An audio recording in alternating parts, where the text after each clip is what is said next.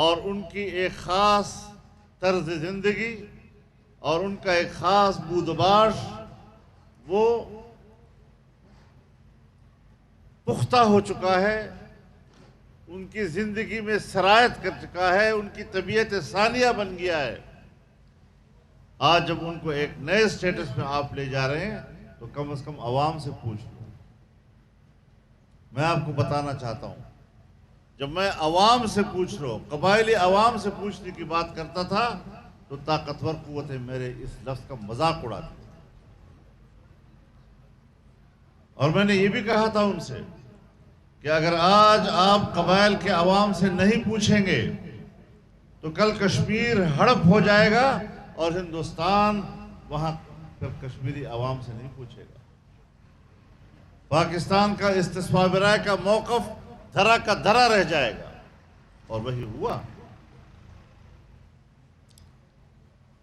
اگر اس طرح بین الاقوامی طاقتیں جبر کی بنیاد پر کمزور قوموں پر اپنے فیصلے مسلط کرتی ہے اور ہماری مقامی اسٹیبلشمنٹ کو دباؤ میں لا کر اپنی ہی قوم پر جبری فیصلے مسلط کرتی ہے، آپ بتائیں پھر ایسی قوم کا مستقبل کیا ہوگا؟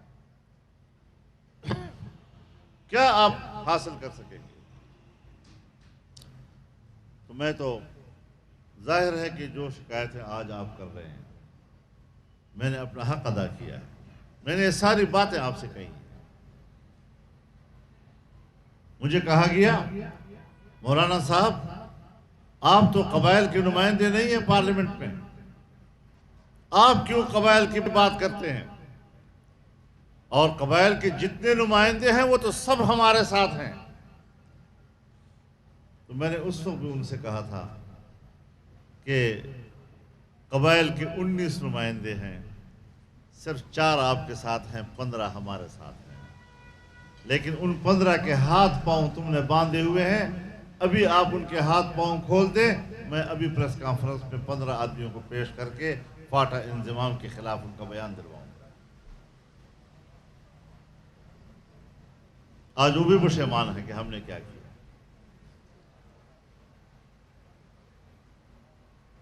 مجھے کہا گیا کہ قبائل کا نوجوان چاہتا تھا، قبائل کا یوتھ یہ چاہتا تھا۔ تو میں نے کہا قبائل کی یوتھ کی 3 تنظیمیں ہیں، ان 3 تنظیموں میں 2.5 میرے ساتھ ہیں، آدھی آپ کے ساتھ ہیں۔ آپ اس آدھی کو آگے آگے کر رہے ہیں، اور 2.5 تنظیمیں جو ہمارے ساتھ ہمارے موقف کی حمایت کر رہے ہیں، اس کو آپ کیوں نہیں سننا چاہتے؟ اس کو کیوں نظر انداز کر رہے ہیں؟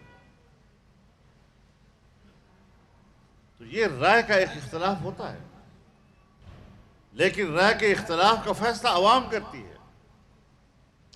جب پارٹیوں کے اندر رائے کا اختلاف ہوتا ہے تو پارٹی کا کارکن فیصلہ کرتا ہے،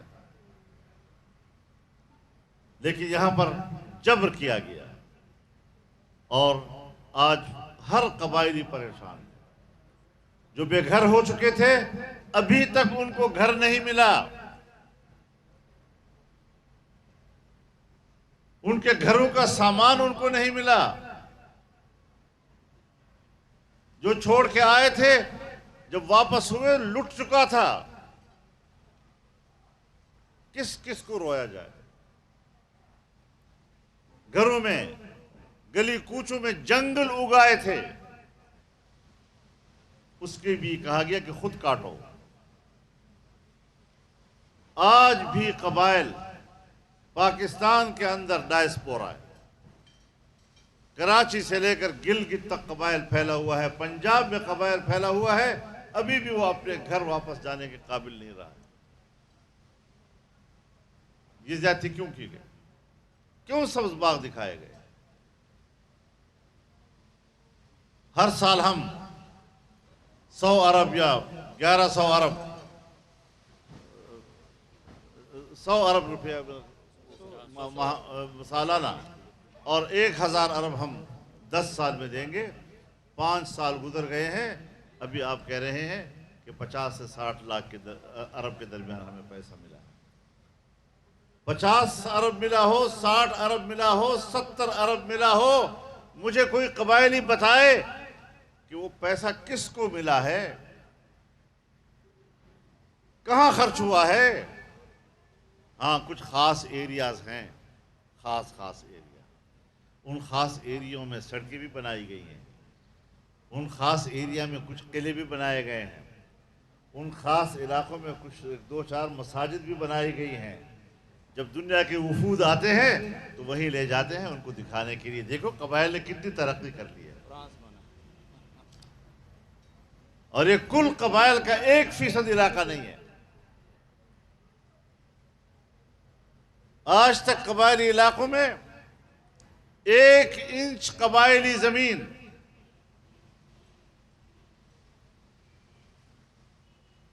اس کا پٹوار نہیں ہوا، وہ بندوبستی نہیں بن سکی، پٹواری وہاں نہیں جا سکتا، زمین کی تقسیم نہیں ہو سکتی وہاں پر۔ 6 نسلوں سے جو زمین اور ہمارا خاورہ ہمارا مشترک چلا آ رہا ہے، آج کس بنیاد پر آپ اس کو تقسیم کریں گے؟ اور کیا یہ خصوصی سٹیٹس جو قبائل کو حاصل تھا دنیا میں کسی اور ملک میں حاصل نہیں ہے لوگوں کو؟ 70-80 ممالک ہم گنوا سکتے ہیں کہ جہاں ان ملکوں کے اندر مختلف علاقوں کے سٹیٹس مختلف ہیں، لوگوں کی سہولت کے لیے ان کو اپنی مرضی کے مطابق زندگی گزارنے کی اجازت دی جا رہی ہے، لیکن ہم مظلوم ہیں۔ میں نے جب کہا عوام سے پوچھو، مذاق اڑاتے تھے، قبائل کون ہوتے ہیں کہ ہم ان سے پوچھیں گے؟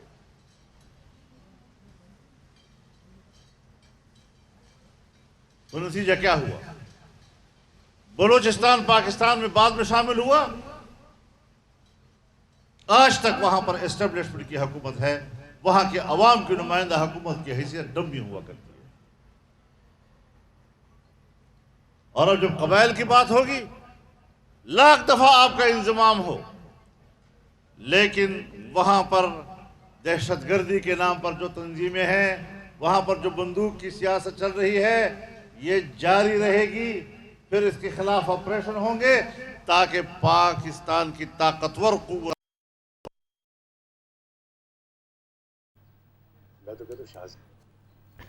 پشاور میں JIFA کے امیر مولانا فضل الرحمان تقریب سے خطاب کر رہے تھے۔ انہوں نے کہا دنیا میں اگر کچھ کمزور ہے تو وہ جمہوریت ہے، عالمی قوتیں چاہتی ہیں کہ ہم تقسیم در تقسیم ہو جائیں۔ مظلوم رہے گی، انسانی حقوق پامال ہوں گے، اور یہ چلتا رہے گا۔ اب ایک فیصلہ ہو گیا، اگر آپ ناراض نہ ہوں، میں ایک پرانی بات دوبارہ اگر دوہرا دوں تو پتہ نہیں آپ بھی کیا رہے ہو۔ اس وقت تو میری بات نہیں مانی گئی، جو میں نے کہا عوام سے پوچھ لو، قبائل سے پوچھ لو، ریفرینڈم کرا دو۔ آج تو 5 سال گزر گئے نا، اب تو آپ کو انضمام کا مزہ آ گیا ہوگا نا، اب تو انضمام کے ذریعے سے خوشحالی آ چکی ہوگی نا، اب تو قبائلی علاقہ فرانس کے برابر ہوتا نظر آ رہا ہوگا، پیرس بن رہا ہوگا۔ چلو آج ریفرینڈم کرا دو، پتہ چل جائے گا کہ قبائلی عوام انضمام کو قبول کرتے ہیں یا اس کو مسرت کرتے ہیں۔ ابھی مانو 5 سال گزر گئے ہیں، لوگوں پر جو بیتی ہے اس کے نتیجے میں اگر وہاں واقعی خوشحالی آئی ہے اور لوگ مطمئن ہیں، لوگ کہیں گے بسم اللہ، ہمیں انضمام قبول ہے، ہمارے سراں کو کوئی مسئلہ نہیں۔ لیکن فیصلے عوام کی اگر مرضی پہ ہوں، عوام کی وہ مرضی جس مرضی کا حق اللہ نے ان کو دیا ہے۔ جب اللہ انسان کو ایک فیصلہ کرنے کا حق دیتا ہے، وہ حق ایک طاقتور انسان ان سے چھین لیتا ہے۔ بڑا آسان آ گیا، جمہوریت مرد آباد، جمہوریت کفر ہے۔ اس جہالت کا تو میرے پاس کوئی علاج نہیں ہے۔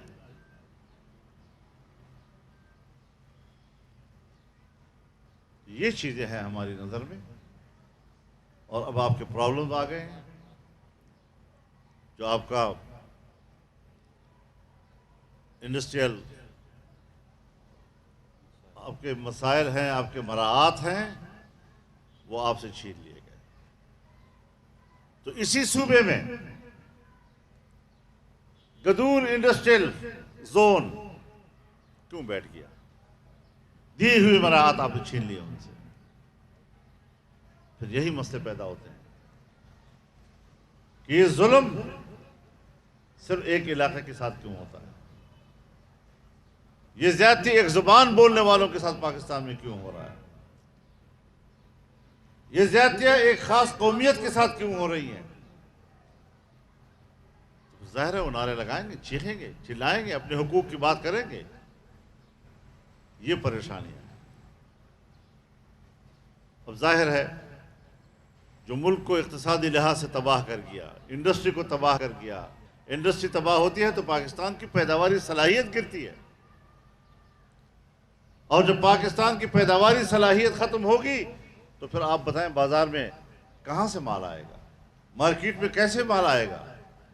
عام آدمی کی خرید کے لیے اگر جیب میں پیسہ ہو بھی تو مال نہیں ہے, اور جب آئے گا تو طلب زیادہ ہوگی, رسد کم ہوگی, مہنگائی بڑھے گی. تو یہ وہ مسائل ہیں اس وقت جو قبائل کے حوالے سے ہمیں درپیش ہیں.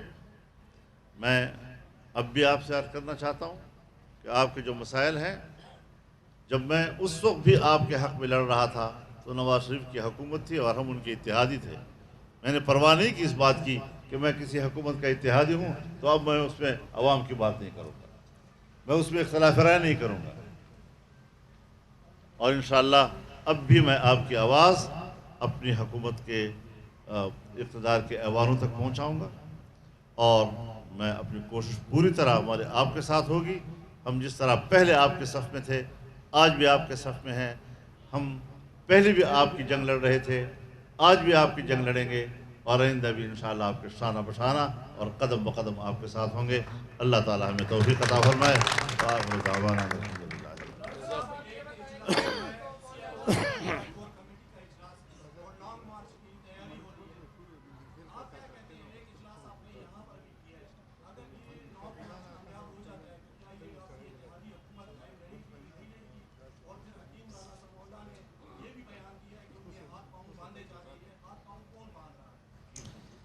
میں اس پر ابھی فی الحال تبصرہ نہیں کرنا چاہتا.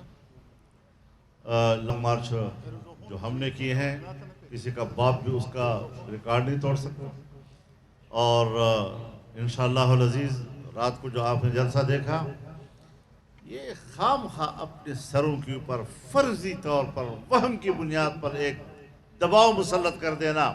اسلام آباد آ رہے ہیں, اسلام آباد آ رہے ہیں, اسلام آباد آ رہے ہیں. اسلام آباد میں مکھیاں مارنے کے لیے آئیں گے. پبلک کا دماغ خراب ہے کہ ملک کو کون پاکستانی ہوگا جو ملک کی تباہی میں آج اس کے ساتھ شریک ہوگا اور اس کے ساتھ اسلام آباد جائے گا.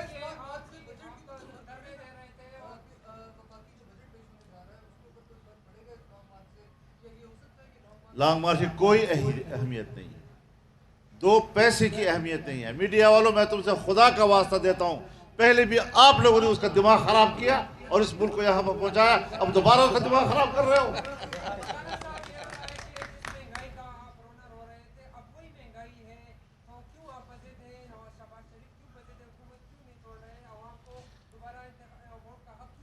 چار سال میں آپ نے ان کی خرابیوں کو پاکستان میں یہاں تک دیکھا. 4 سال کی خرابی کا آپ ہم سے کہتے ہیں 4 دن میں پورا کرو. یہ گند اٹھاتے اٹھاتے شاید اگلی حکومتوں کو بھی ٹائم لگے گا. ملک یہاں تک پہنچ چکا ہے. ملک یہ کہتے ہیں دیوالیہ کے کنارے نہیں ہے, میں کہتا ہوں ملک دیوالیہ ہو چکا ہے. یہ تو اللہ کا کرم ہے کہ ہم ابھی زندہ ہیں اور اس حالت میں ہم وقت گزار رہے ہیں.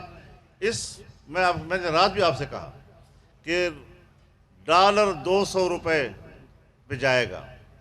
یہ عمران خان کی پہلی حکومت پہ ان کے اپنے معاشی ماہرین نے بات کی تھی, اور آج انہی پالیسیوں کا ابھی تک تسلسل کے اثرات جا رہے ہیں. یہ اثرات ابھی رہیں گے. اور ہم نے جلسوں میں کہا تھا کہ ہم حکومت تو سنبھال لیں گے, لیکن سب سے بڑا چیلنج یہ ہوگا کہ اس ملک کو دوبارہ کیسے اٹھایا جائے گا. یہ بہت بڑا چیلنج ہے, اور اس میں ہمیں پبلک کی سپورٹ چاہیے, حوصلہ افزائی چاہیے. اس قسم کے سوالات نہیں. آپ حکومت کیوں نہیں چھوڑ رہے؟ پھر ایسا آسان بات ہے منہ سے بات نکالنا اور جلدی سے. تو یہ چیزیں سنجیدگی کے ساتھ, خدا کے لیے میڈیا کی دنیا کو میں کہنا چاہتا ہوں ذرا اپنے گفتگو میں سنجیدگی پیدا کر لو, وقار پیدا کر لو, وزن پیدا کر لو. جب سوال کرو تو پتہ چلے کہ آپ کو وزنی سوال کر رہے ہیں.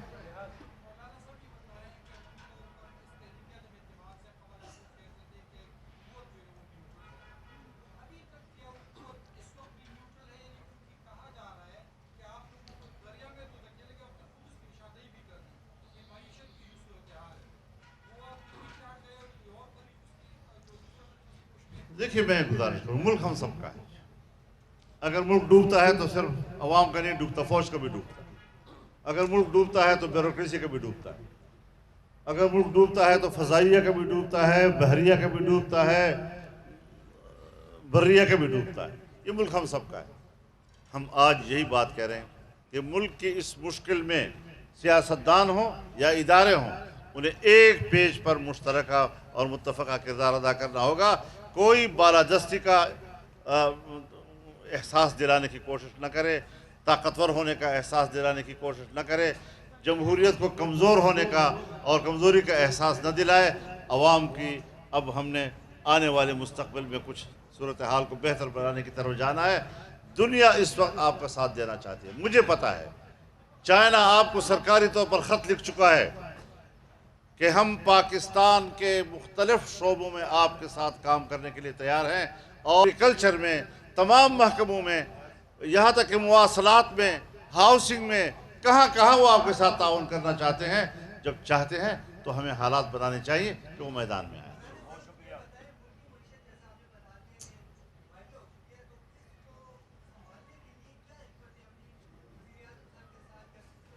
इसी पे लगे हुए हैं हज़रत, ये एक दिन में नहीं होता। हम पहले कदम से अपने काम का आगाज़ करते हैं और मीडिया आखिरी कदम पर हमसे सवाल करती है। तो ये मसला थोड़ा सा है आपको और हमारा। जी, अभी तो हुकूमत ने मुत्तफ़क़ा फैसला किया है कि जो बकिया मुद्दत अब बाकी है उसको पूरा करें।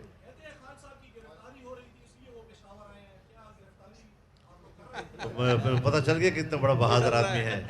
और तास तो पता था कब देखो उसी की कोर के, वो उसी की कोर के। सलाम अलैकुम। बस वो